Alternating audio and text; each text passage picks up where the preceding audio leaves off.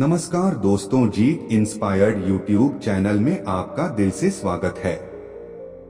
दोस्तों, वीडियो शुरू करने से पहले कमेंट बॉक्स में नमो बुद्धाय जरूर लिखें। तो चलिए वीडियो को शुरू करते हैं। जीवन का सबसे कीमती धन क्या होता है? एक लड़का ने अपने गुरुजी से सवाल किया। गुरुजी ने इसका उत्तर देते हुए जवाब दिए, चाहे मेरे पास पैसे हो या ना हो, या रहने के लिए छत भी हो या ना हो, चाहे कोई सुख सुविधाएं ना हो, लेकिन अगर मेरा शरीर स्वस्थ है तो मैं दुनिया का सबसे धनवान व्यक्ति हूँ। लड़के ने पूछा, गुरुजी, आपकी उम्र 100 साल को पार कर चुकी है और फिर भी आप इतने स्वस्थ कैसे हैं? और आपकी बुद्धि बड़ी ही तीव्र है और आपका चेहरा भी सूर्य की तरह चमक रहा है और आपके बदन से भी चंदन सी खुशबू आ रही है। लड़के ने पूछा, गुरुजी, मेरे मन में बहुत बार आया है कि मैं आपसे इसका रहस्य जानूं, लेकिन संकोचवश मैं आपसे पूछ नहीं पाता हूँ। कृपया करके आप मुझे वो साधारण से नियम बताने की कृपा करें जिनसे मैं भी आपकी तरह स्वस्थ और निरोगी रह सकूं। गुरुजी, नियम अगर आसान होंगे तो उसका अनुसरण मेरे माता पिता भी कर पाएंगे, क्योंकि वो बूढ़े हो चुके हैं और वो बहुत जटिल प्रक्रिया नहीं अपना पाएंगे।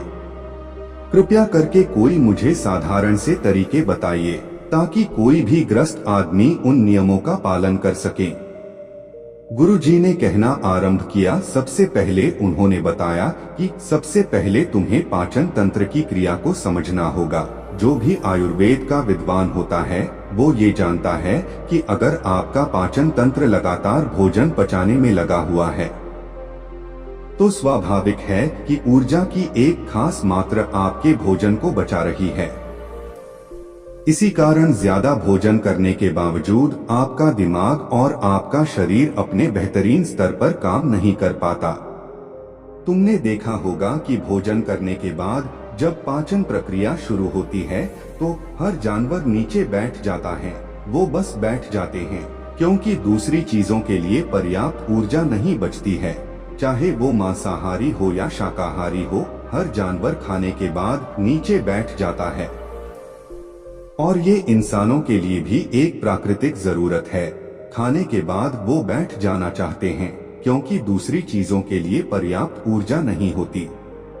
अगर आप अपनी पूरी क्षमता का इस्तेमाल करना चाहते हैं तो आप अपने शरीर को ऐसा बनाकर रखिए कि आप जो भी खाएं, कुछ भी खाएं, तो 1.5 से 2 घंटे के अंदर आपका पेट खाली हो जाना चाहिए। पेट खाली होने का मतलब है पेट की थैली खाली हो जाना चाहिए, यानी कि जब भोजन आंत के दूसरे भागों में चला जाता है तब पेट खाली हो जाता है। क्योंकि आंत में प्रक्रिया बिल्कुल अलग होती है। वो पाचन नहीं होता है, वो ऊर्जा को ग्रहण करती है और आंतों द्वारा इस ऊर्जा को ग्रहण करने के लिए ज्यादा ऊर्जा नहीं लगती है। पाचन क्रिया में जब खाना पेट की थैली में मौजूद हो तो बेहतर है कि आप अपनी गतिविधि को कम कर लें। अब आप ही बताइए, अगर 24 घंटे आपके पेट में खाना मौजूद रहेगा तो आप अपने जीवन की पूरी क्षमता कम कर लेंगे। अब आप खुद ही देखिए कि जब आपके पेट में खाना मौजूद होता है तब शरीर कैसा महसूस करता है और जब पेट खाली होता है तब शरीर कैसा महसूस करता है। आप खुद पाएंगे कि आपका शरीर और आपका दिमाग तब बेहतरीन रूप से काम करता है जब आपका पेट खाली होता है। इसका एक पहलू और है। देखिए, हम सब जानते हैं कि हमारा शरीर में हर समय नई कोशिकाएं बनता रहता है और पुरानी कोशिकाएं को खत्म करता रहता है, जिससे हमारे शरीर का शुद्धिकरण होता रहता है। लेकिन जब भोजन हमारे पेट में होता है, यानी कि हमारा पेट जब खाली नहीं होता, तो ये शुद्धिकरण 80% कम हो जाता है। वो सारी गंदगी जो शरीर से अपने आप बाहर निकलती थी, अब वो निकलनी बंद हो जाएगी, जो कुछ समय बाद आपके लिए तरह तरह की समस्याएं पैदा करेंगी। देखिए, योग में पेट का हमेशा साफ रहना बहुत ही महत्वपूर्ण होता है। किसी भी पारंपरिक प्रणाली में अगर आप देखेंगे तो आप पाएंगे कि जब भी आप किसी आयुर्वेदिक डॉक्टर या किसी वैद्य के पास जाते हैं तो सबसे पहले वो आपके पेट की सफाई करते हैं क्योंकि वो जानते हैं कि आपकी ज्यादातर समस्या पेट साफ ना होने की वजह से ही होती है।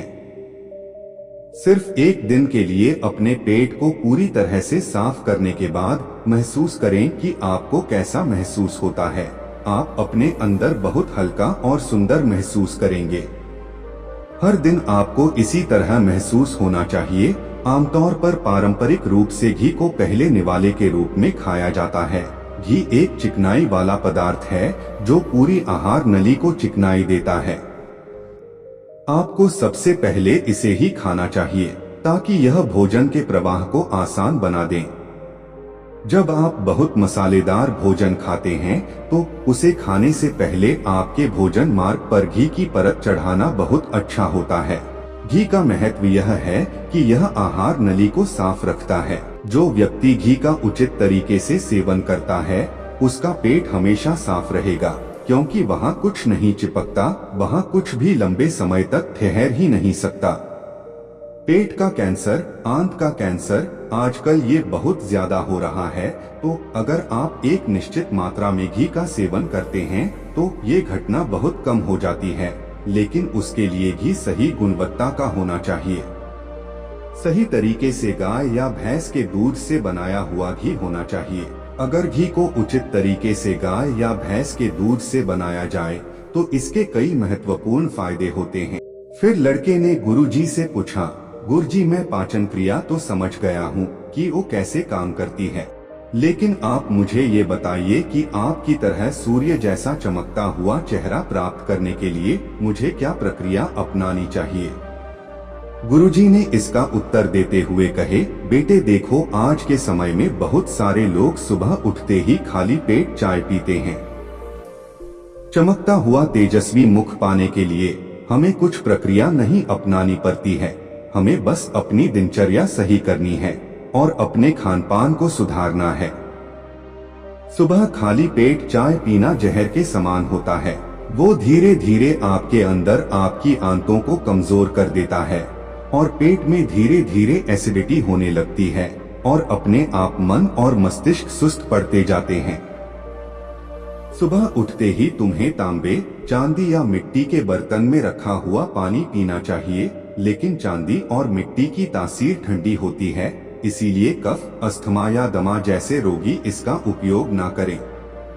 रात में आपने चांदी, तांबे या मिट्टी के बर्तन में पानी रख दिया और तुम सुबह खाली पेट बिना दांतुन किए हुए उसे पी लेना। लड़के ने सवाल किया कि गुरुजी बिना दांतुन किए हुए अगर हम वो पानी पिएंगे तो हमारा बासी थूक हमारे अंदर ही चला जाएगा।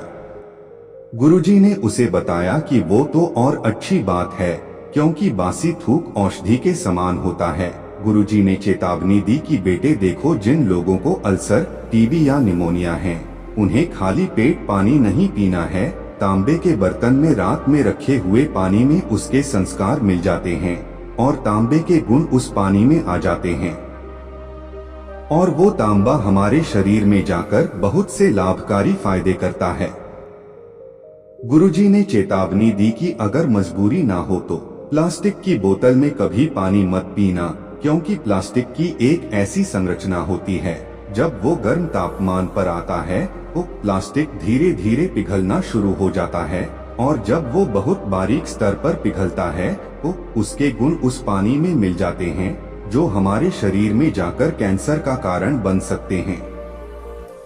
देखिए, ये पानी पीने के बाद, अपना पेट अच्छे से खाली करने के बाद आप आंवला और सब्जियों का रस पी सकते हैं।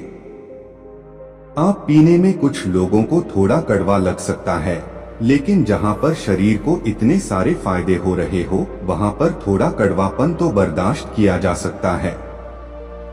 गुरुजी ने बताया ये भी सच्चाई है कि हर दिन एक जैसा खाना नहीं खाया जा सकता, तो जिस दिन तुम आंवला और सब्जियों का जूस ना पी सको उस दिन आपको दही खाना चाहिए।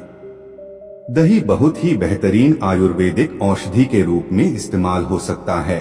अगर उसको सही से इस्तेमाल किया जाए तो हमारे शरीर में बहुत सारी बीमारियों को वो जड़ से खत्म कर सकता है। दही की एक पर्याप्त मात्रा लेकर उसमें गुड़, शक्कर या मिश्री का मिश्रण जरूर कर लें ताकि आपको वो दही खट्टा ना लगे। अगर दही में गुड़ मिलाते हैं तो गुड़ बहुत ज्यादा नया नहीं होना चाहिए। गुड़ जितना ज्यादा पुराना होगा उतना ही लाभकारी होगा। और दही को थोड़ा पतला कर ले। पतला होने के बाद वो आसानी से हमारे शरीर में जा सकता है और उसको पचने में भी ज्यादा ऊर्जा शरीर को नहीं लगानी पड़ती। आयुर्वेद के गणित के हिसाब से अगर आप सुबह इन प्रक्रियाओं का पालन करते हो तो आपके चेहरे का तेज बढ़ने लगेगा और उस पर सूर्य जैसा चमक आने लगेगी और जल्द ही लोग आपसे बोलना शुरू कर देंगे कि भाई आपकी उम्र इतनी ज्यादा हो गई लेकिन फिर भी आपके चेहरा सूर्य जैसा चमक रहा है। सन्यासियों और मुनियों जैसा तेज चेहरा पाने के लिए ध्यान और आयुर्वेद के नियम के हिसाब से खान पान, ये दो चीजें सबसे ज्यादा जरूरी होती है। अगर ग्रस्त आदमी भी इन नियमों का पालन करता है तो वो भी सन्यासियों जैसा तेजस्वी हो सकता है। लड़के ने आखिरी प्रश्न किया कि गुरुजी, मुझे तो यह दो नियम अच्छे से समझ में आ गए हैं। पहला कि अपने पेट को खाली रखेंगे तो हर बीमारी से मुक्त रहेंगे, और दूसरा कि हम अपने चेहरे पर ओज और तेज कैसे प्रकट कर सकते हैं। गुरुजी, बस एक आखिरी समस्या का समाधान और करवाना है। मैं आपसे पूछना चाहता हूँ कि जैसे जैसे आदमी की उम्र बढ़ती है तो उसके आँखों की और उसके दिमाग की क्षमता कम होती जाती है, तो उस क्षमता को बरकरार बनाए रखने के लिए उन्हें किन नियमों का पालन करना चाहिए, या फिर क्या खानपान अपने दैनिक जीवन में अपनानी चाहिए।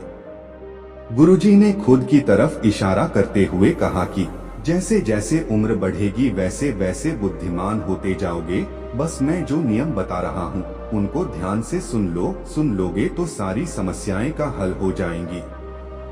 सबसे पहले सफेद कद्दू के औषधीय गुणों के बारे में जानो। आयुर्वेद के गणित के हिसाब से सफेद कद्दू का जूस कैंसर को मिटाता है और साथ ही दिमाग की तीक्ष्णता को बढ़ाता है।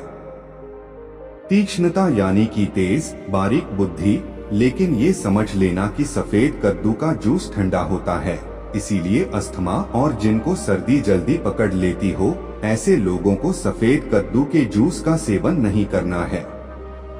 दिमाग और आँखों को तेज करने के लिए जो अगला नुस्खा मैं बता रहा हूँ वह हर कोई कर सकता है, बल्कि हर किसी को करना चाहिए। 5 देसी बादाम की गिरी, जो छोटी वाली होती है क्योंकि वही देसी होती है, बड़ी वाली में इतने गुण नहीं होते हैं जितना छोटी वाली गिरी में होते हैं। 5 छोटी बादाम गिरी और 1 अखरोट रात को पानी में भिगो दो। सुबह उनके छिलके उतारो और उन्हें किसी पत्थर के खरल में, याद रखना पत्थर का खरल, किसी ऐसे वैसे बर्तन में नहीं, क्योंकि इससे उसकी गुणवत्ता खत्म हो जाती है। उस पत्थर में ये डालने के बाद उसे मथना शुरू करो। धीरे धीरे जब आप उसे पिसेंगे तो वो बारीक होने लगेगा और उसके बाद उसमें दूध डालना शुरू करो। ऊपर से दूध गाय का होना चाहिए, वो सबसे ज्यादा बेहतरीन रहेगा। दिमाग के लिए इस्तेमाल करने को तो भैंस या बकरी का भी कर सकते हैं, लेकिन गाय का दूध सबसे ज्यादा महत्वपूर्ण हो जाता है। जब दिमागी समस्याओं के बारे में बात आती है तो अब उस बादाम और अखरोट को दूध के साथ पीसना शुरू करो। धीरे धीरे जितना आप पीसेंगे उतनी उसकी गुणवत्ता बढ़ती जाएगी। अब कुछ लोगों को लग रहा होगा कि दूध के साथ हम बादाम यूं ही खा ले तो, या फिर पत्थर के खरल में पीसने की बजाय उसे मिक्सी में पीस लेते, तो मैं तुम्हें बता दूं कि चलो, पत्थर के खरल में उसे पीसने के बाद उसकी गुणवत्ता 100 गुना ज्यादा बढ़ जाती है। अच्छे से गाय के दूध में पीसने के बाद जब आप इसका सेवन करेंगे तो आपकी आँखें और आपका दिमाग, इनके लिए ये बहुत ही लाभकारी रहेगा। जिन लोगों को भूलने की समस्याएं होती हैं, जो छोटी छोटी चीजें रखकर भूल जाते हैं या छोटी छोटी बातों को भूल जाते हैं, जो लोग दिमागी रूप से परेशान रहते हैं, जिनको तनाव बना रहता है और किसी चीजों के बारे में ज्यादा सोचते रहते हैं, तो ऐसे लोगों के लिए ये एक ठंडाई का काम करेगा। उनके दिमाग में एक ठंडक पहुंचाएगा, जिससे उनका दिमाग अपने बेहतरीन स्तर पर काम कर पाएगा। लड़के ने ये नियम को अच्छे तरीके से समझ लिया और उसके बाद गुरुजी से घर जाने के लिए आज्ञा मांगी। लड़के अपने गुरुजी से आशीर्वाद लेकर अपने घर की तरफ प्रस्थान कर गया। तो दोस्तों, उम्मीद करता हूँ यह जानकारी आपको अच्छी लगी होगी। यह जानकारी आपको अच्छी लगी हो तो कमेंट बॉक्स में कमेंट करके जरूर बताएं और इस वीडियो को लाइक जरूर करें और साथ ही इस वीडियो को अपने दोस्तों के पास जरूर शेयर करें ताकि उन्हें भी इस जानकारी से कुछ अच्छी सीख मिल सके। ऐसे ही प्रेरणादायक और बुद्धा कहानी सुनने के लिए हमारे चैनल जीत इंस्पायर्ड को सब्सक्राइब करके बेल आइकन को दबा ले ताकि आने वाली वीडियो की नोटिफिकेशन आपको मिल सके। तो मिलते हैं अगले वीडियो में, तब तक के लिए आपका दिल से धन्यवाद।